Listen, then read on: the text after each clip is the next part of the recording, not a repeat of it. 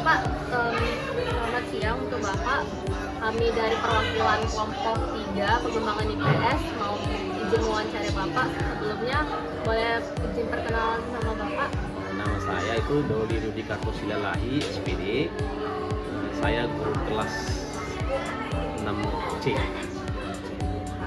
Makasih ya Pak.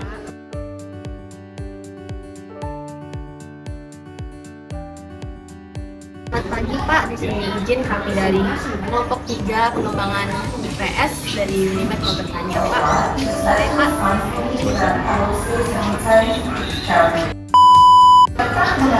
Kami bertanya Pak, menurut Bapak bagaimana proses pengembangan perangkat penilaian IPS di SD ini Pak? Pengembangan perangkat penilaian. Ya Pak, IPS. Kalau mengenai penilaian itu sama saya rasa dengan jenis materi ya.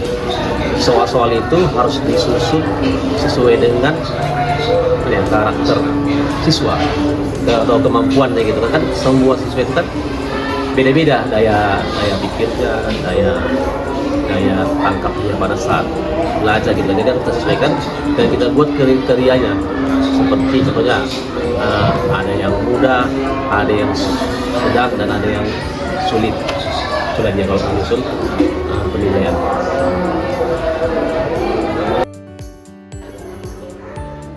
Lalu pertanyaan selanjutnya Pak, apa saja jenis-jenis perangkat penilaian yang digunakan dalam pembelajaran IPS di SD ini Pak? Perangkat penilaian seperti tadi kan ada yang seperti nanti kita melaksanakan kuis lalu penilaian harian sekali sebulan dilakukan, itu nanti ada penilaian tengah semester dan di akhir nanti ada penilaian semester.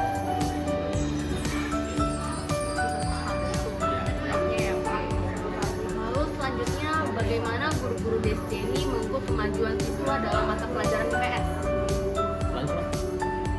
Bagaimana guru-guru di SD ini mengukur kemajuan siswa dalam mata pelajaran IPS? Gimana kalau guru itu biar tahu siswa-siswanya itu udah matang dalam belajar IPS-nya? Nah, seperti sudah tadi kita melaksanakan kuis pada saat akhir pembelajaran, itu melaksanakan penilaian harian. Jadi kan dari situ kan bisa kita lihat kemampuan siswa itu seperti mana. Dan kalau masih ada nanti yang dari nilai kuis itu yang tidak tuntas, kita akan memberikan pembelajaran belajar ulang di materi itu ulangi gitu. Ya.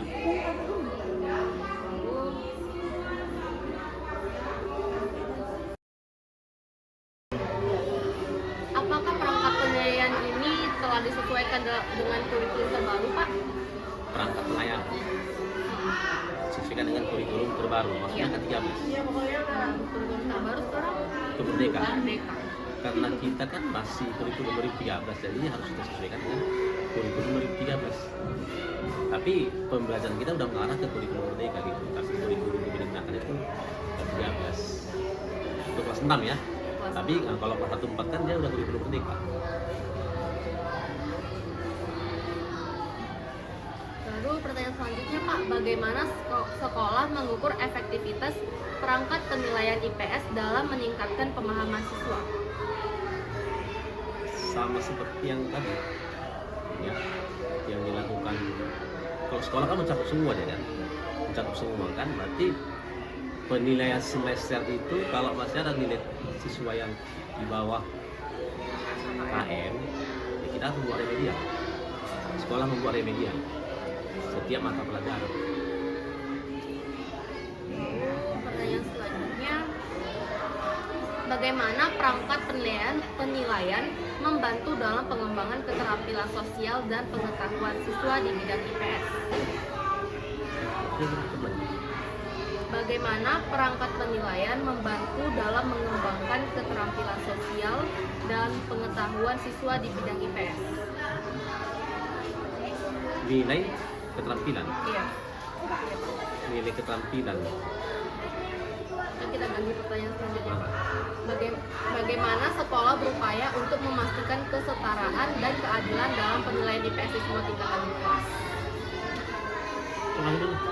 Bagaimana sekolah berupaya untuk memastikan kesetaraan dan keadilan dalam penilaian IPS di semua tingkatan? Keadilan, berarti dia keadilan kan? Iya. Bagaimana supaya adil?